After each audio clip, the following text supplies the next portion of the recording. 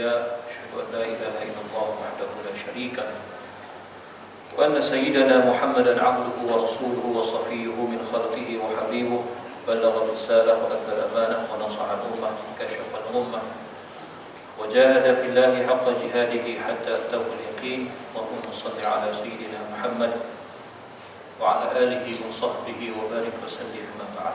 Alhamdulillah, syukur pada Allah atas segala nikmat yang Allah kurniakan kepada kita, terutama nikmat iman dan Islam dan juga nikmat Ramadan yang sedang kita lalui bersama, dan kita berada pada malam yang ke-7. Nak seminggu dah kita puasa, diam tak diam, tidur tak tidur, dah 7 malam ke-7. Alhamdulillah, Allah beri lagi peluang kepada kita, beri panjang umur lagi pada kita, beri sihat lagi pada kita. Maka sama-samalah kita syukuri ya, dengan peluang yang Allah Ta'ala berikan, peluang bertemu dengan Ramadan pada tahun ini. Malam ini ringkas sahaja, insya-Allah ya, tak sampai 10.30 insya-Allah, jangan risau. Ya, kita mengingatkan diri kita, bukan mengingatkan orang lain, tetapi mengingatkan diri kita tentang kurniaan Ramadan. Yang lebih khusus dalam hadis ada 5 perkara yang mana Rasulullah sallallahu alaihi wasallam ungkapkan dalam sebuah hadis daripada Abu Hurairah radhiyallahu anhu. Nabi sallallahu alaihi wasallam bersabda, saya terjemahkan terus tuan-tuan ya. Diberikan kepada umatku, kata Nabi, 5 perkara pada bulan Ramadan yang tidak diberikan ia kepada umat yang lain sebelum mereka. Ada 5 perkara istimewa yang Allah berikan kepada hanya kepada umat Rasulullah sallallahu alaihi wasallam, khusus dalam bulan Ramadan. Sebelum tu saya takut saya terlupa. Tadi bila kita selawat ada sikit silap. Pada antara rakaat kedua naik rakaat kedua naik ke-3 dan ke-6 naik ke-7. Kan kita kata ya Allahumma salli ala sayyidina Muhammad, betul, tak ada masalah. Sallallahu alaihi wasallam alaih al-badrul munir Muhammad, kita kata sallu alaihi. Ya. Bila kita kata maksud sallu alaihi tu apa? Berselawatlah kamu kepada Nabi Muhammad. Tapi siapa yang selawat? Dia patut macam ni. Al-badrul munir Muhammadun sallu alaihi. Macam tu. Bilal besok kena ubah. Al-badrul munir Muhammad sallu alaihi, itu Bilal cakap. Ya. Bukan Bilal diam. Sambut sallallahu wasallam alaihi, bukan diam lah. Ya, saya ulang lagi sekali. Tak situ je salahnya. Al-badrul munir Muhammad sallu alaihi. Maksudnya sallu tu Bilal seru kepada kita semua, suruh selawat. Yang kita pergi suruh buat apa? Kita seru siapa? Kan? Kita tak belajar bahasa Arab, fahamlah saya tu. Jadi saya menerangkan kepada tuan-tuan, teguran ini belum saya sampaikan kepada masjid saya sendiri. Sebab saya sibuk keluar, kan, pengerusi sibuk keluar, kan? Jadi tak tegur masjid sendiri. Masjid Batang Benar, Kereh Batang Benar tu saya dah pengerusinya, kan? Ya. Jadi tu ubah sikit lah. Sama je, yang jawabnya sama je, sallallahu wasallam alaihi. Ya, yang tu al-badrul munir Muhammad sallu alaihi, itu Bilal semua. Kita sebut sallallahu wasallam alaihi macam biasa. Okey. Kita balik pada hadis tadi. 5 perkara yang diberikan Allah kepada umat Rasulullah sallallahu alaihi wasallam dalam bulan Ramadan yang tak diberikan kepada umat lain. Yang pertama, dia kata bau mulut orang yang berpuasa lebih wangi di sisi Allah daripada bau kasturi. Ya. Dan kita maklum bahawa bau mulut orang puasa ni macam mana bau. Dapat pula pakai mask, sendiri punya bau. Kalau tak busuk pun confirm tak wangi. Kan? Maknanya secara normalnya memang bau mulut kita berbau yang tidak enak. Tetapi kerana kemuliaan yang Allah berikan kepada umat Rasulullah sallallahu alaihi wasallam Ramadan ini, bau-bau mulut kita yang busuk itu dipandang Allah sebagai lebih wangi, lebih harum daripada wangian kasturi. Ini bukan benda lawak-lawak tuan-tuan ya. Dengan buka kita berbual-bual dengan kawan, kau nak buka kasturi tak? Di sini? Jangan, itu bukan gurau-gurauan. Benda itu bukan di sisi kita, tapi di sisi Allah Subhanahu wa ta'ala. Mulianya mulut orang yang berpuasa itu, baunya pun dimuliakan Allah. Tapi ingat, kalau mulut yang sama berpuasa, menahan diri daripada makan dan minum sahaja, tetapi tidak menahan diri daripada kata-kata yang dusta, kata-kata yang keji, mulut yang sama menyebabkan Allah tidak terima puasa kita. Ya? Khutbah tadi saya khutbah di KL, khutbah wilayah hari ini, sebut hadis tu, man lam yada' qawla zur wal amala bihi falaysa lillahi hajatun an yada'a ta'amahu wa syarabahu, atau kama qala Nabi sallallahu alaihi wasallam. Barang siapa yang tidak meninggalkan qaula zur, kata-kata yang keji, kata-kata yang dusta, kata-kata yang fitnah, yang mana tempatnya? Mulut ni. Mulut yang baunya tadi dianggap harum oleh Allah, lebih harum daripada wangi-wangian kasturi. Tetapi jika mulut yang sama juga mengamalkan qaula zur tadi, kata-kata dusta, keji dan fitnah dan sebagainya, Allah kata Allah tidak perlu kepadanya untuk ia meninggalkan makan dan minum. Puasanya tidak dipandang Allah. Puasanya sah sebab dia tidak melakukan perkara yang membatalkan puasa, tetapi dia melakukan perkara yang membatalkan pahala puasa.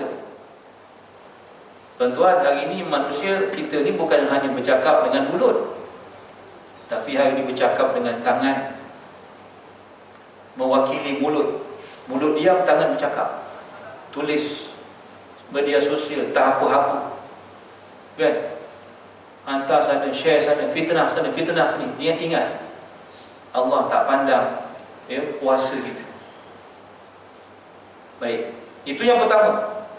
Yang kedua, malaikat sentiasa beristighfar untuk umat Rasulullah sallallahu alaihi wasallam yang berpuasa, daripada dia mula berpuasa hinggalah daripada mereka mula berpuasa hinggalah mereka berbuka puasa. Bayangkan tuan-tuan, malaikat daripada subuh tadi istighfar, minta ampun kepada Allah untuk kita, daripada subuh tadi sampai maghrib kita buka puasa. Bayangkan, yang minta ampun untuk kita ni ialah makhluk yang mulia. La ya'suna Allah ma amarahum wa yaf'aluna ma yu'marun. Malaikat ni dia tak pernah ingkar sebarang perintah Allah. Dia hanya tahu buat, laksanakan apa yang Allah perintahkan.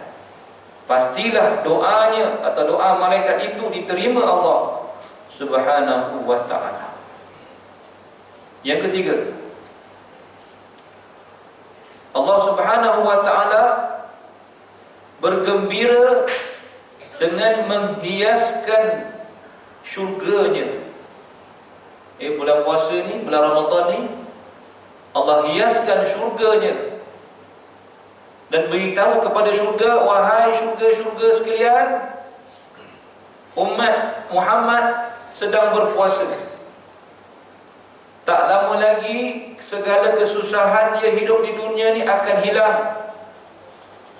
Mati, dengan matinya saja dia akan pergi masuk ke dalam kamu semua. Allah beri berita gembira kepada syurga dengan kemasukan umat Rasulullah sallallahu alaihi wasallam apabila mereka meninggalkan dunia.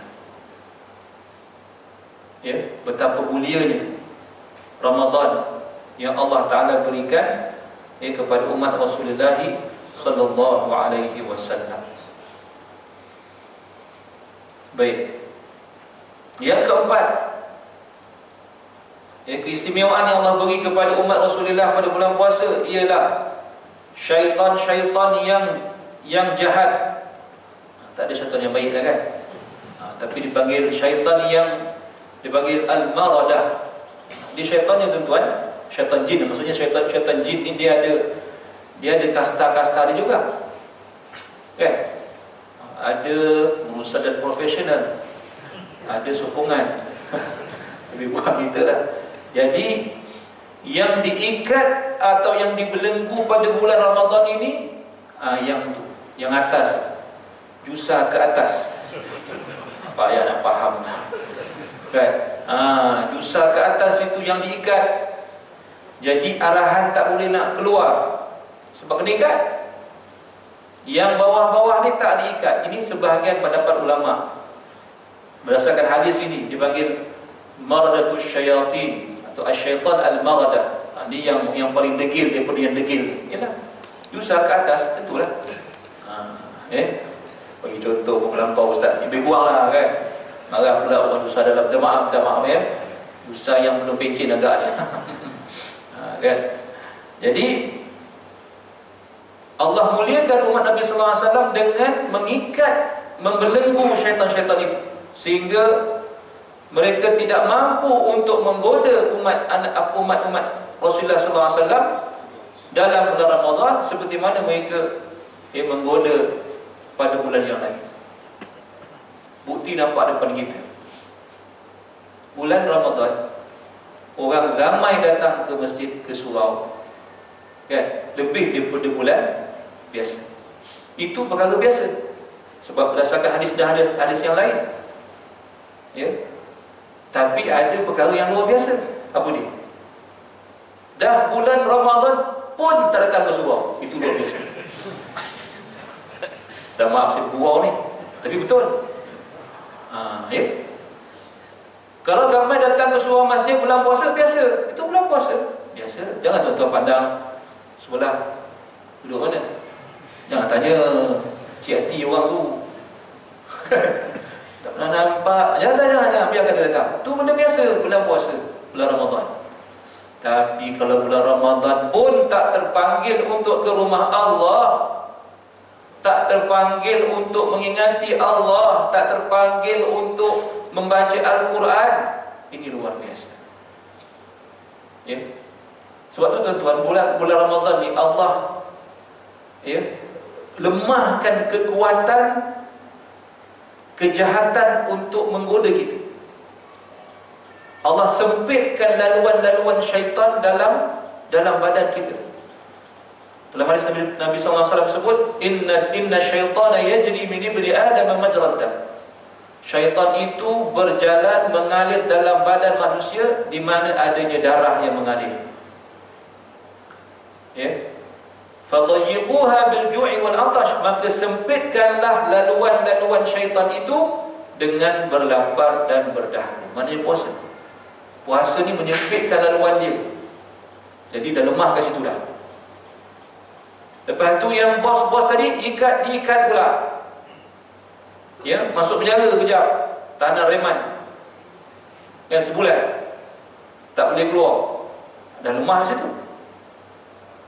Ya, sebab itu kita tak pelik cerita tadi, biasa. Bila dalam bulan Ramadan, ya, dorongan untuk buat baik itu lebih hebat, lebih kuat. Dan dorongan untuk buat jahat tu lebih lemah daripada bulan yang lain. Sebab itu bulan puasa inilah masa yang paling sesuai untuk kita menambahkan amal ibadah. Jangan buat amalan sama macam bulan-bulan lain. Mesti lebih, mesti banyak, tak boleh sama, tak boleh. Ya, ini masing-masing lah. Sebab itu nanti dalam hadis ini Nabi SAW sebut, ini tadi kelebihan yang keempat kan. Okay. Kelebihan yang kelima, ya, ada kaitan dengan tadi. Allah Subhanahu wa taala mengampunkan umat Rasulullah sallallahu alaihi wasallam pada malam terakhir daripada bulan ini. Maknanya apa? Adakah malam Al-Qadar? Sahabat tanya kepada Nabi, adakah malam Al-Qadar? Ya, Nabi kata tidak. Tapi malam yang terakhir daripada Ramadan. Maknanya apa? Daripada awal Ramadan sampai malam terakhir, Allah menanti-nanti amal ibadah kita pada setiap malam, pada setiap akhir malam. Sebab itu tuan-tuan, ya, bulan Ramadan ni kita kena ada satu keazaman yang betul-betul kuat. Ya, keazaman dalam kita melawan hawa nafsu kita. Ya, hawa nafsu yang nak cepat, yang tak sempat-sempat nak dengar ceramah dah nak balik. Contoh, okey lagi lepas witir dia balik. Malam tadi ke? Malam sebelum tu saya ceramah dekat mana, saya dekat nilai ada satu surah dalam sekolah kan. Dia buat 4 ceramah tazkirah, 4 sambunglah tengah-tengah. Saya habis 4 rakaat, saya baru assalamualaikum, dah balik dah. Bukan semualah, ada kan. Kau 20 kau tak nak buat, dibagi 8, nak diskaun lagi. Ini apa punya manusia ni? Minta maaf ni, tapi kita kena cakap lah. Sebab kalau bulan Ramadan ini kita tak betul-betul intensifkan ibadah kita, Ramadan ni tak ada makna tuan-tuan untuk kita. Tak ada makna. Sebab kita tak betul-betul menghargai Ramadan. Kita kena ingat, Ramadan ni bukan siang aja tu. Aku puasa. Aku macam orang lain juga puasa. Tak. Ramadan ni bukan siam. Siam maknanya apa? Puasa daripada subuh sampai maghrib. Bukan itu sahaja. Siam dan qiyam. Qiyam di waktu malam. Bermula lepas maghrib sampailah subuh, sampai sahur, waktu sahur. Jadi tak putus 24 jam itu kita menghidupkan Ramadan sebenarnya. Ya. Dan kalau kita gagal untuk memahami maksud Ramadan ini, memang susahlah. Dan kalau kita tidak memandang Ramadan ini suatu bulan yang istimewa, yang Nabi kata, kalau kamu tahu apa yang ada pada Ramadan, kamu akan meminta kepada Allah dan berharap agar seluruh tahun itu Ramadan. Tapi sebab kita tahu, kalau kita tahu pun kita tak menghayatinya. Orang sanggup bangun 3-4 pagi nak tengok match MU lawan Liverpool, tak sanggup nak bangun nak tahajud 2 rakaat, tak sanggup nak sahur seperti mana yang Nabi kehendaki. Dan sahur, malam tadi kau sahur bila? Pukul 12 sahur. Itu bukan sahur, itu makan colek atau Kelantan. Ni orang Kelantan. More dengan after more, itu bukan sahur. Kan? Itu more. Sahur ni bangun pagi sebelum subuh untuk makan, bukan makan saja, untuk beribadah. Kena ingat, sebelum kita makan sahur, kena bersahur dengan beribadah. Salatlah tuan-tuan. Kalau tadi kita dah witir, tak apa, tak payah witir malam. Bila kita bangun untuk sembahyang tahajud, tak payah witir dah. Buat je. Tak payah kira rakaat, buat dua bangun sembahyang. Ya. Jadi kalau kita tak intensifkan ibadah kita bulan Ramadan ni, memang kita luar biasa lah. Ya. Luar biasa jahatnya kita. Sungguh. Ya. Kita masih lagi meraihkan nafsu kita, walaupun dalam hal ibadah. Nafsu yang nak cepat, nafsu yang nak ringkas, nafsu yang kalau boleh diskaun sampai 4 pun tak apa. Nafsu yang tak nak bangun sahur, nafsu yang nak bersedekah teragak-agak, nafsu lah tu. Ini masa kita kena lawan nafsu. Ya. Mudah hanya kalau kita lawan nafsu ni, apa yang nafsu nak kita jangan buat. Apa yang nafsu tak nak kita buat. Lawanlah nafsu. Kan kita tabung ke mana-mana kan. Ya, kita sedekah RM10 rasa okey lagi. Sedekah RM20 dah rasa lain. Sedekah RM30 rasa berat. Masa berat tu masukkan betul. Cuba buat macam ni. Saya cakap ni dalam bahasa gurauan tapi betul buat. Rasa tak boleh, tak nak bangun tahajud kan, bangun tahajud ya. Tak dapat 20 rakaat 10 rakaat macam tu. Tak dapat 10, tak apa, 2 rakaat sebelum makan sahur. Jangan makan dulu baru sembahyang. Jawabnya memang tak sembahyang dulu. Bangun awal sikit tuan-tuan. Bangun pukul 4 subuh, masuk bilik air, kita mandi, sungguh suci 4.30. Kita boleh salat sejam 5.30, boleh dapat 20 rakaat senang-senang. InsyaAllah lebih pun boleh. Doa, zikir, munajat, minta, nangis dengan Allah. Tuan-tuan akan rasa bila tuan-tuan ibadah dengan melawan nafsu, Allah akan campakkan rasa lazat beribadah. Dan bila kita rasa lazat beribadah, kita dah tak peduli dengan benda lain. Nak cakap macam mana ya? Maksudnya benda lain tu dah tawar lah. Sebab kemanisan itu dicampakkan Allah dalam hati kita dalam ibadah. Barulah ada benda dalam Ramadan ni. Baru kata bermujahadah. Ini kalau sama aja macam tu je, tak adalah, tak ada apa lah tuan.